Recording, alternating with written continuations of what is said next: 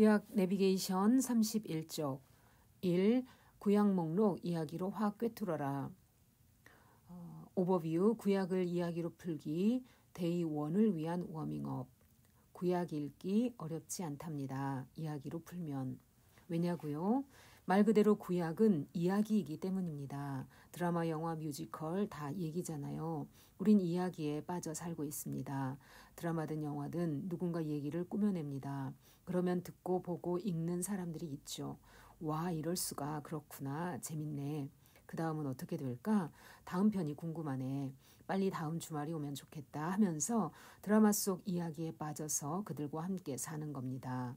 그렇습니다. 성경도 사실 얘기거든요. 그래서 이야기로 뚫어내면 주말 연속극처럼 흥미진진하게 흘러가지 않겠습니까? 그렇게 한번 이야기로 확 꿰뚫어 보자는 겁니다. 아니, 성경 목록이 각각 다른데 주인공도 다르고 기록한 사람도 다르고 그런데 어떻게 쭉 흘러갈까? 1600년 동안 40여 명의 저자가 각각의 시대를 살면서 썼는데 한 개의 스토리라고? 이런 생각 나시죠? 맞습니다. 성경 목록 39권이 하나하나 모여서 구약 성경이 되었는데도 그게 된다는 겁니다. 바로 이것이 성경이 읽어지네 였습니다. 그 내용을 중심으로 성경 본문을 읽어야 하는데 여기서 먼저 구약 목록을 이야기로 확 꿰뚫어 놓고 출발해 보자는 작전을 펴는 것이지요. 퍼즐처럼 맞춰서 이야기 하나로 쫘르르르. 그렇습니다. 바로 이것이 성경이 진리임을 말해주는 묘미입니다. 이것을 깨달으면 성경이 기가 막히게 재미있어진다 이 말이죠. 뿐만 아니라 이제 성경이 쭉쭉 읽어진답니다. 자, 구약 한 통.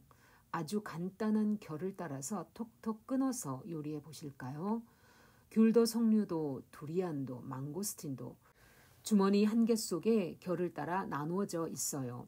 한 덩어리가 너무 크니까 먹기 좋게 따로따로 되어 있는 거죠. 소 한 마리도 마찬가지입니다. 부위별로 결이 달라서 장조림용, 국거리용, 불고기용, 주물럭용이 따로 있지만 그래도 한 마리인 것 아시죠? 간단히 풀어낸 구약 중추신경 스토리. 창세기 1번 창조 인류 일반 역사가 시작되다. 창세기 1장에서 11장. 2번 하나님 나라 이스라엘의 국사도 시작된다. 아브라함, 이삭, 야곱의 후손 70명의 식구가 팔레스타인 땅에서 사는 이야기다. 이집트로 이민 가면서 끝난다. 창세기 12장에서 50장. 여기서 욥기 발생. 출애굽기 3번 이집트에서 400년간 아브라함의 후손들이 번성한다. 하나님 나라 국민이다. 그러나 노예 상태다. 4번 이때 모세가 등장한다. 정치적인 문제로 이집트에서 쫓겨나 시내 광야로 망명하게 된다. 5번 시내산에서 신경험을 한다. 이후 이집트로 가서 10가지 재앙을 통해 백성을 해방시키고 다시 시내 광야로 들어온다. 시내 광야에서 국법을 주신다. 레위기 발생.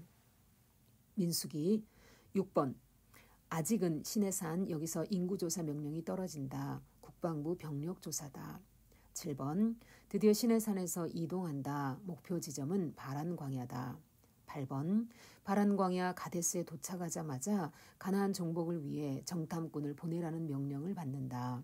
9번 명령을 받은 1세대 가나안 정복을 포기한다. 그 결과 38년을 가데스에서 살게 된다. 1세대는 여기서 죽는다. 10번 드디어 광야 2세대가 성인이 되었다. 이제 그들은 38년을 살았던 가데스를 떠나 요단 동편을 점령한다. 광야 2세대를 위한 요점 정리 교육 교재가 발간된다. 신명기 발생.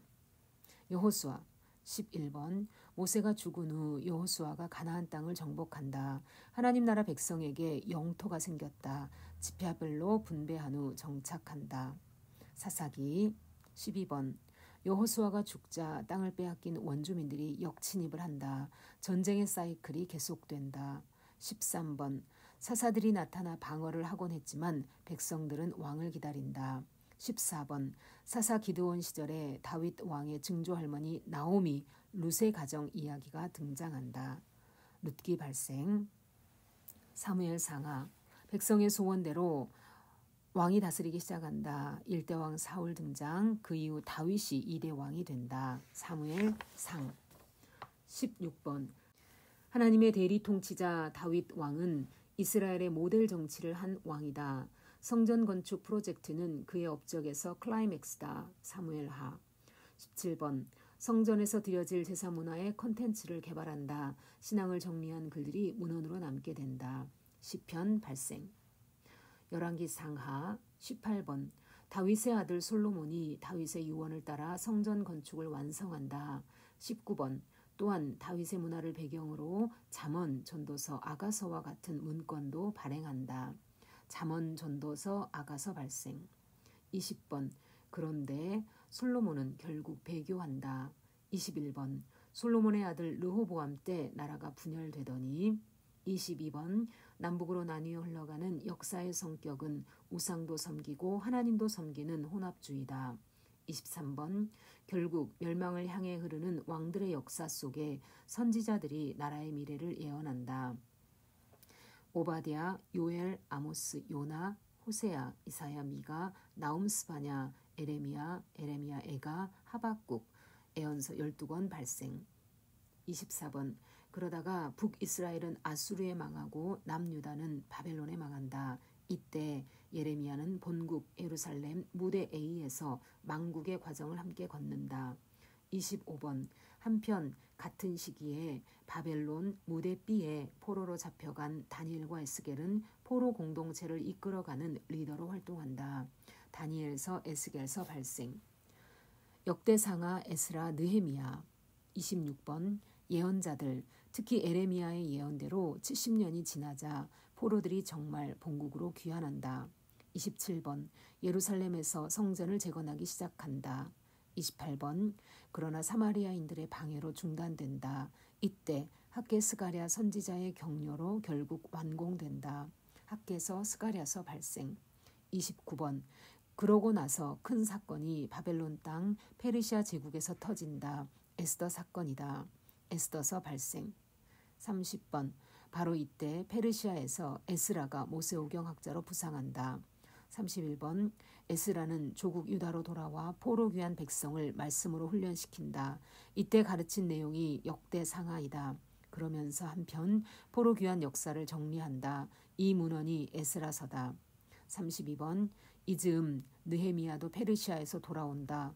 국방 강화라는 프로젝트에 필이 꽂힌 그는 전쟁 때 무너졌던 성벽을 개축한다. 에스라와 함께 포로 귀한 백성을 지도한다. 33번 구약의 마지막 선지자 말라기도 이 상황에서 메시지를 받는다.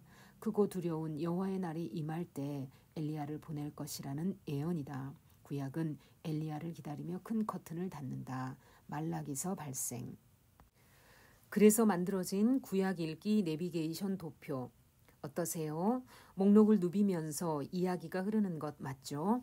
한 권 한 권이 따로따로 있는 것 같지만 한 통이죠? 그러면서 부속 목록들이 툭툭 떨어졌습니다. 역사를 따라 흐르는 성경 목록만 모아봤더니 창출, 민수, 사삼, 왕, 데라, 느이고요. 나머지 성경 목록들은 그 역사가 흐르는 동안 발생한 거랍니다. 간단하죠? 구약이 이렇게 단숨에 확 정리된답니다. 그랬더니 아래와 같은 도표가 나온 겁니다. 성경이 읽어지네 에서 이 도표 보셨지요?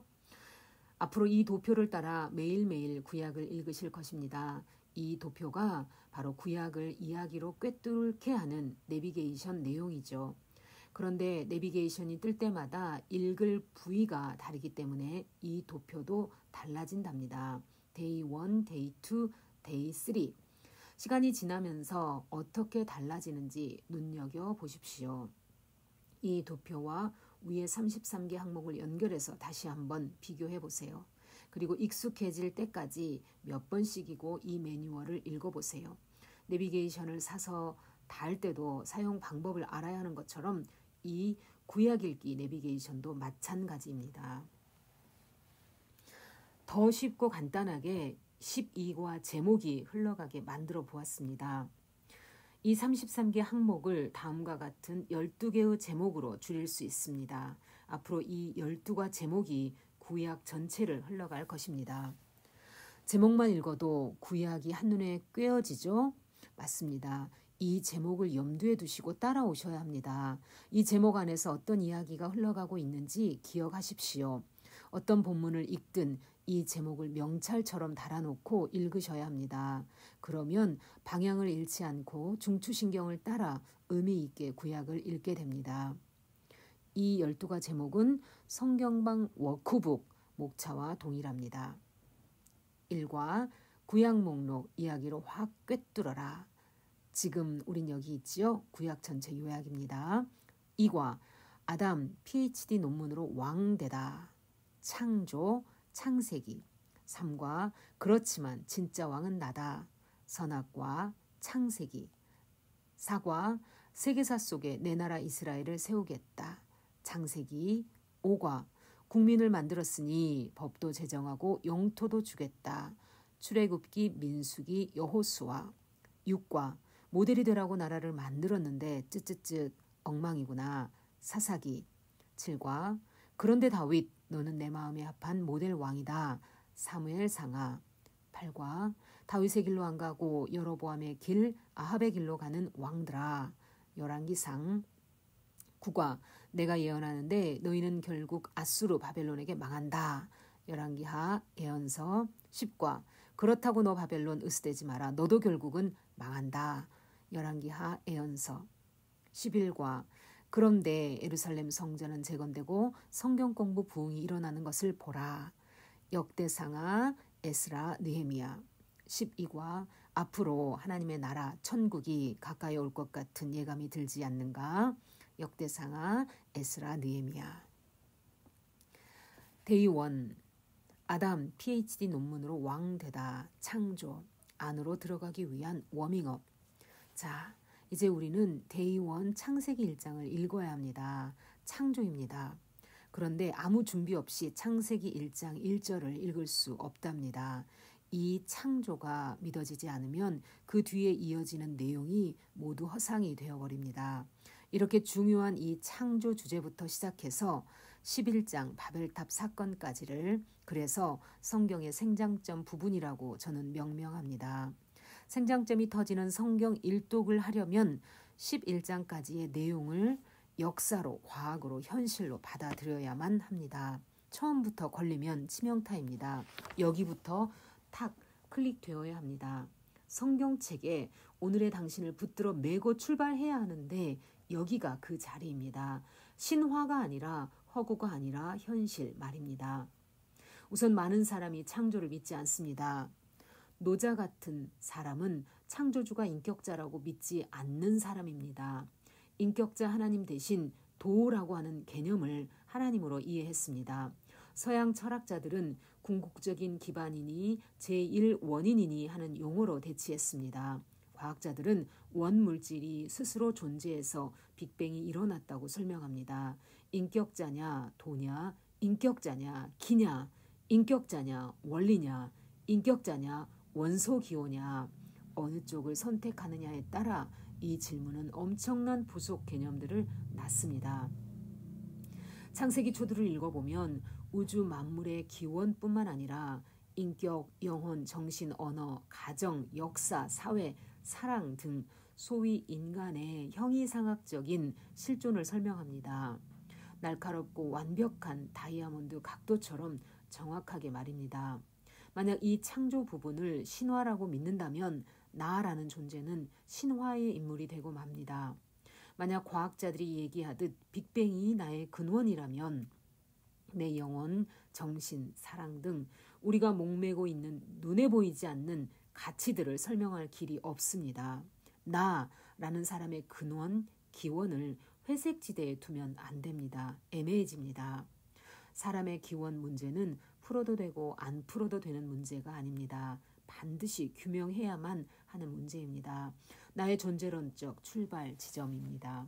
그뿐만 아니라 인류의 정체성과 그 역사 전체를 규명하는 우주적인 진리를 배태하고 있습니다. 영적인 DNA입니다. 해독할 수 있어야 합니다. 물질을 창조하신 하나님, 창세기 1장에 하나님은 자연과학자. 우리 주변에 실제하는 우주공학, 물리학, 기계공학, 화학, 생물학, 미생물학, 유전공학, 생명공학, 컴퓨터 엔지니어링, 수의과, 산부인과, 외과, 내과, 심장내과, 안과, 비뇨기과, 치과, 정형외과, 이비인후과를 잇게 하신 자연과학자 하나님을 인정해야 합니다. 내가 마시는 산소는 대기권 안에서만 가능합니다. 지구가 속해 있는 태양계 별들, 수성, 금성, 지구, 화성, 목성, 토성, 천왕성, 해왕성 등의 간격이 바늘끝만한 오차가 있어도 다 휘말려 엉겨 붙습니다. 내가 딛고 서 있는 이 지구가 오늘도 이렇게 있어주는 것은 그분이 붙들고 계시기 때문임을 숨 쉴 때마다 인정해야 합니다. 내가 먹는 것마다 주물러서 운동해주는 내 위장, 내 눈으로 보지 못하지만 내가 죽기까지 하루에도 10만 번이나 펌프질해주는 내 심장, 수도 없는 내 몸의 피톨들, 이런 수많은 기관들이 날 위해 일해주는 것.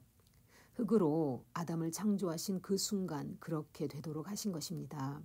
창세기 1장의 창조 기사와 내가 사는 삶의 과학적 환경을 따로따로 생각하는 이중적인 생각의 틀을 깨야 합니다. 여자의 몸은 한 달에 한 번씩 달과 지구의 운동 원리를 읽어냅니다. 한 달이 되었는지 정확하게 알아냅니다. 우주를 해독하는 여자의 몸 생각해보면 경이로운 일입니다. 아담의 몸에서 꺼낸 재료로 그날 만드실 때 그렇게 하셨습니다. 창세기 2장 22절. 남자의 몸에 있는 정자는 또 어떻습니까? 화학, 무기, 탄두, 난자의 벽을 용해시킬 수 있는 효소를 장착하고 인공지능을 갖춘 가공할 만한 초현대적인 0.006mm짜리 미사일입니다. 사람의 몸만 해도 하나하나 얘기하자면 우주의 비밀처럼 대단합니다. 불과 몇십 년 전만 해도 몰랐던 사실입니다. 사람의 몸은 그저 겉모습뿐인 줄 알았습니다. 하나님이 얼마나 위대하고 정교하게 만물을 창조하셨는지는 유전공학을 통해 이제야 드러나고 있습니다. 그러니 태초에 하나님이 천지를 창조하시니라 하는 말 따로 나라는 존재 따로 생각할 일이 정말 아닙니다. 흙으로 사람을 지으셨다를 읽으면서 아담의 세포 안에 인류의 DNA를 다 입력해 놓으셨다라고도 읽어야 합니다. 현대 과학이 이제야 찾아낸 기가 막힌 유전 정보의 현상들, 그분의 작품입니다. 나폴레옹의 몸에도 DNA가 있었습니다. 세종대왕의 몸에도 게놈의 지도가 있었습니다. 그러나 그들은 모르고 살았습니다. 인간은 이제야 그것을 알아냈을 뿐입니다. 앞으로도 발견될 신비로운 자연과학의 원리들, 그 속에 숨겨져 있는 믿어지지 않는 유전공학의 세계들, 발견하면 발견할수록 창세기 말씀이 생각나야 할 것입니다. 오늘날 이 세상에 존재하는 모든 자연과학 원리, 그것이 곧 창세기 1장 1절부터 시작된 하나님 사역의 결과임을 분명히 현실적 감각으로 매치시켜야 합니다. 과학, 물리적인 세계는 하나님을 반대하는 요소가 절대로 아닙니다. 하나님은 그것들을 창조하신 분입니다. 과학은 하나님을 찬양합니다. 자연과학 교과서가 말하는 원리들은 성경책의 부록일 뿐입니다. 자연과학은 정직합니다. 창조하셨던 그 순간부터 지금까지 100% 절대 순종하고 있기 때문입니다. 자연과학자 하나님은 우주 만물을 프로그래밍 해놓으신 법칙으로 통치하십니다. 만유인력의 법칙, 질량불변의 법칙, 탄성의 법칙, 멘델의 유전 법칙, 염색체 배열, DNA 구조, 게놈의 지도를 창조하신 하나님, 다 법칙에 의해 그것들을 유지합니다. 그럼 이런 자연과학 분야는 무엇 때문에 창조하셨습니까? 사람 하나 때문입니다. 그럼 사람을 주인공으로 만들어 존재케 하시는 이유가 무엇입니까? 왜 이 어마어마한 투자를 하십니까? 당신은 이 어마어마한 우주가 나 하나 유지시키려고 존재한다는 감격 속에서 사십니까? 이렇게 사셔야 합니다. 나라는 존재는 유지비가 많이 드는 위대한 존재입니다. 사람 하나를 창조하심, 창세기 2장 7절, 1장 26절. 하나님은 사회과학자. 영혼, 정신, 지성, 감성, 사랑, 양심, 법, 도덕, 윤리, 가정, 언어, 사회, 정치, 경제, 교육, 철학, 문화, 역사, 예술, 음악을 사람에게 주신 사회과학자 하나님을 인정해야 합니다. 하나님이 창조하신 자연과학 원리는 아담 하나 때문이었습니다. 아담이 주인공입니다. 그런데 이 아담은 그저 마구 만드신 것이 아닙니다. 물론 흙으로 만드실 때 위에서 말한 모든 자연과학 원리를 그 몸 안에 모두 프로그래밍 하셨습니다. 다른 동물과 다를 바 없는 아미노산 구조 배열이라는 시스템을 갖고 있는 흙으로 만든 존재입니다. 그러나 그것이 전부가 아니었습니다. 샘플이었습니다. 그 샘플은 바로 하나님이셨습니다. 우리의 형상을 따라 우리의 모양대로 만드셨기 때문입니다. 기가 막힌 자연 법칙으로 육의 몸을 창조해 놓으셨을 뿐만 아니라 그 안에 영혼, 정신, 지성, 감성, 사랑, 양심, 법, 도덕, 윤리, 가정, 언어, 사회, 정치, 경제, 교육, 철학, 문화, 역사, 예술, 음악 이 모든 것을 또한 장착시켜 놓으셨습니다. 하나님의 형상이 그 원본이라는 것입니다. 사람을 대상으로 하는 학문 영역을 사회과학 영역이라고 합니다. 자연이 아니라 사람이 대상인 학문입니다. 우리는 여기서 한 가지 질문을 해야 합니다. 자연과학 영역에 절대불변의 법칙을 두셔서 물질 세계를 유지하시는 질서의 하나님이 사람을 대상으로 하는 사회과학 영역에도 절대불변의 법칙을 두셔서 사람의 세계를 유지하는 것이 당연하지 않겠는가? 눈송이도 다 다르게 그러나 반드시 육각형으로 디자인하셔서 질서를 유지하시는 하나님이신데 하물며 피조물의 클라이맥스인 사람의 영적 세계에 그 기막힌 법칙이 없겠습니까? 인간이 산다고 하는 것이 그리 쉽겠습니까? 밥만 먹으면 되는 그런 물질적인 존재겠습니까? 그렇습니다. 하나님의 형상을 가진 사람을 유지하고 관리하기 위해서도 절대불변의 법칙을 따르셨습니다. 사회과학 법칙입니다. 그것이 무엇인지 아십니까? 바로 우리의 형상과 모양입니다. 셀렘, 형상, 이미지는 사물이나 인격체의 속성들이 겉으로 드러난 총합이라는 의미이고 드뭇, 모양, 라이크니스는 그 형상이 존재하는 양식 혹은 양태, 모드라는 의미입니다. 인간에게 적용되어야 할 사회과학 법칙의 원조가 이 형상과 모양입니다. 인간에게 적용되어야 하는 사회과학 법칙은 소위 성경을 경전으로 쓰고 있는 기독교도에게만 적용되는 원리가 아닙니다. 사실은 이 세상 모든 사람에게 다 적용되는 원리입니다. 창조주이신 여호와 하나님은 이 세상 모든 사람에게 적용되는 사회과학 법칙을 창조시에 사람의 몸 안에 두셨습니다. 성경이 말하는 사회과학 법칙 1. 인간의 존재의 의의는 무엇인가? 하나님의 영광이다. 아담은 하나님을 반영, 영광, 실체를 그대로 반사함이라는 뜻이죠. 하나님을 반영하기 위해 창조된 존재입니다. 우리의 형상을 따라 우리의 모양대로라는 말씀입니다. 바로 따라와 대로입니다. 이 말씀은 아담, 인간의 존재의의가 무엇인지를 말하고 있습니다. 창조자가 무엇 때문에 사람을 만드셨는지를 눈치채라는 것입니다. 만약 하나님이 사람을 창조하셨다고 말만 하시고 왜 창조하셨는지를 말씀해 주지 않으셨다면 우리는 답답할 것입니다. 그런데 말씀해 주셨습니다. 우리의 무엇을 따라 우리의 무엇대로입니다. 무슨 뜻입니까? 우리 하나님을 반사라는 것입니다. 사람이 존재하는 제1의 목적은 우리의 형상과 모양을 그대로 반사하는 것입니다. 소율의 문답 제1조 이것이 인간의 최고의 영광입니다. 그렇습니다. 말 그대로 영광입니다. 성경에서 말하는 영광이라는 말의 원조는 세상 사람들이 보통 말하는 높임받다만의 뜻이 아닙니다. 하나님을 그대로 정확하게 반영해내는 것입니다.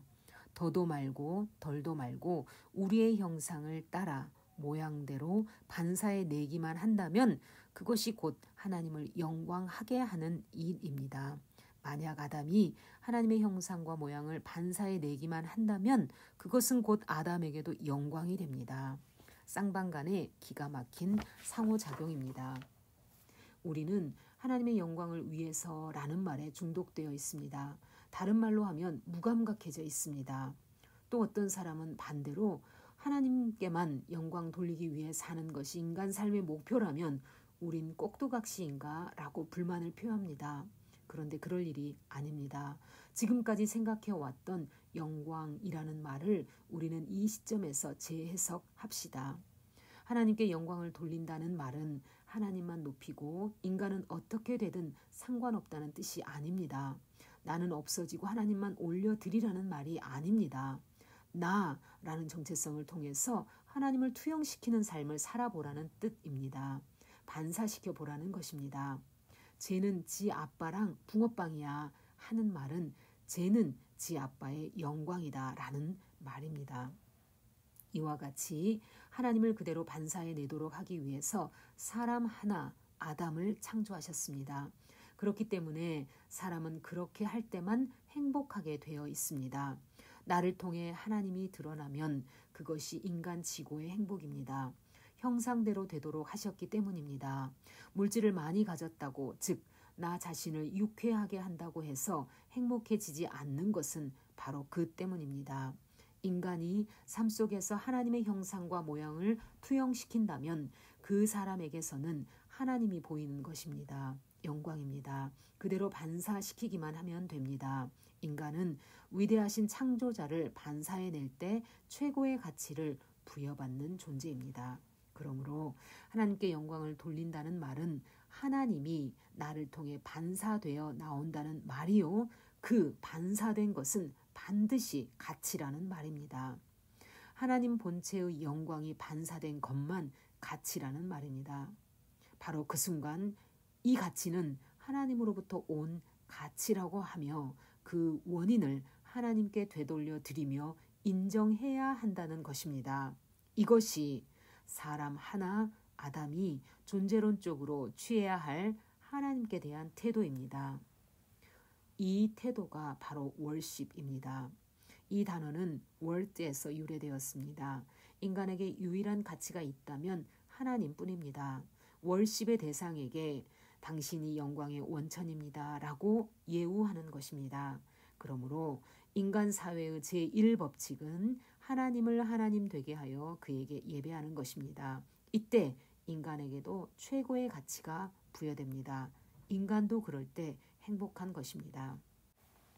인간은 창조자 하나님께 대해 이런 존재론적 태도를 견지해야 합니다. 이런 의미에서 볼 때 인간 사회 속에 종교라는 카테고리를 만들어 인간 삶의 일부분처럼 여겨온 것은 잘못입니다. 인간이 인간이려면 하나님에 대한 이 태도를 견지하며 인생 전부가 예배여야만 했습니다. 시간을 정해놓고 하는 것이 예배가 아니라 삶을 거룩한 산제사로 드리는 것이 진정한 예배 개념입니다. 예배의 당위성이 창조 원리에 있습니다. 종교 따로 삶 따로가 아닙니다. 인간의 생존 전체가 예배여야 하는 것은 바로 이런 이유 때문입니다.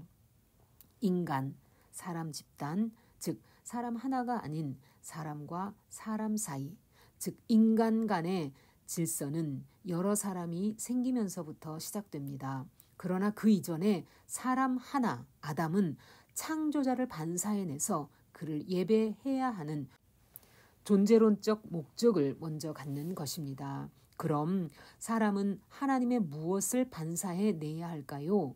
막연한 개념이 아닙니다. 하나님이 어떤 분인지 그 정체를 반사하라는 것입니다. 그럼 하나님의 정체를 우리가 어떻게 알 수 있을까요? 우리의 형상과 모양이라는 표현을 주지하십시오. 특별히 우리라는 용어를 눈여겨 보십시오. 성경이 말하는 사회과학 법칙 2, 하나님의 정체성, 하나님이 존재하시는 양식, 단일 복수 개념의 사회성, 우리의 형상을 따라 우리의 모양대로, 자기 형상 곧 하나님의 형상대로 사람을 창조하시고 라는 말씀이 주는 의미는 매우 중요합니다. 여기 특이한 표현이 있습니다. 복수로 계시면서 단수이신 하나님, 단일 복수형, 유나이티드 플러럴리티의 존재 양태입니다. 사람의 본 원형은 하나님입니다. 그래서 우리는 하나님을 그대로 반사시켜야 하는 것입니다. 그런데 우리라는 말이 좀 이상합니다. 사람의 본체이신 하나님의 존재 양태가 여간 헷갈리는 게 아닙니다. 하나님의 존재 방법이 복수로 계시면서도 단수로 계신다는 점입니다. 하나님 당신을 지칭하실 때 우리, 그, 자기 이런 표현들을 모두 섞어서 쓰시기 때문입니다. 이해하기 어렵습니다. 그러나 여기서 우리는 중요한 사실을 인정해야 합니다. 하나님 존재는 수에 갇혀 계신 분이 아니십니다.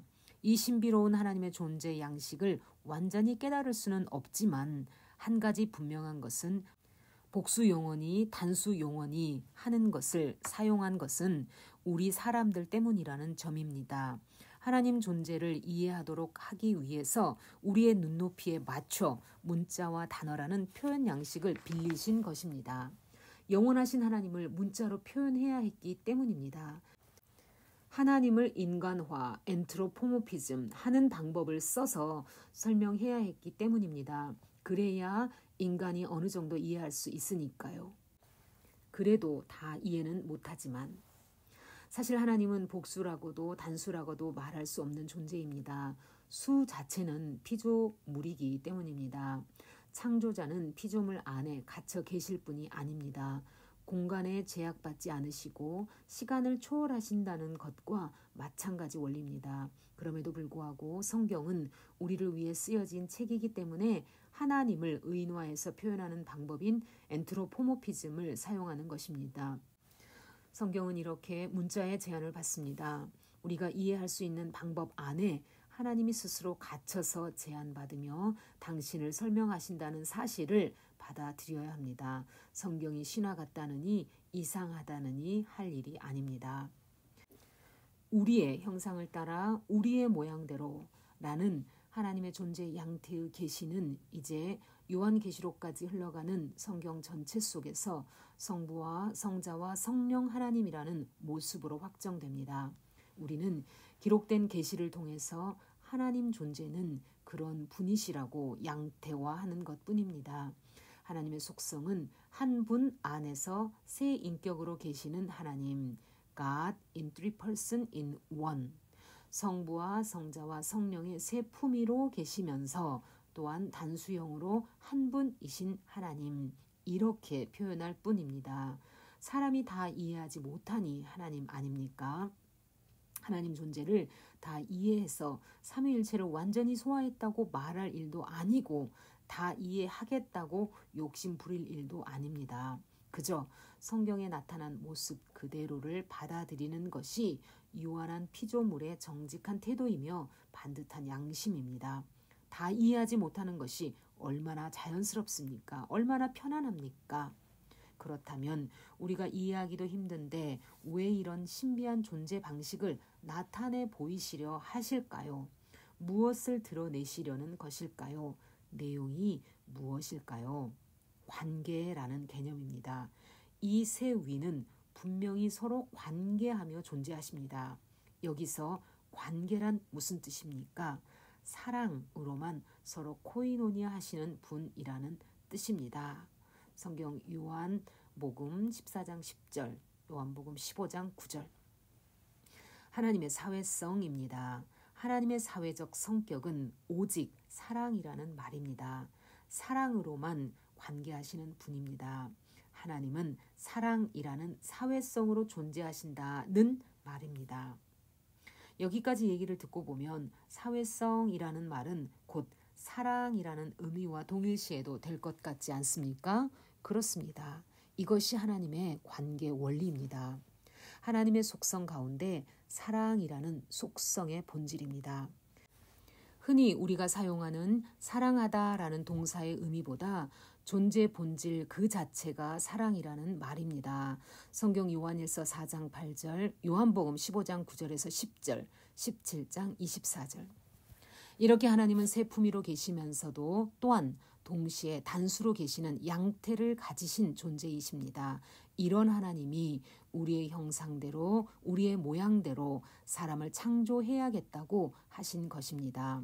그러니 이 사실은 인간에게 대단히 중요한 원리가 됩니다. 왜냐하면 이제 이 하나님의 존재론적 속성을 따라 인류 역사도 사회성을 갖는 공동체로 발전해 나갈 것을 암시하기 때문입니다. 그래서 성경의 역사도 가만히 보면 처음부터 개인의 구원을 설명해 가면서도 국가라는 공동체 사회를 지향해 가며 얽혀 있습니다.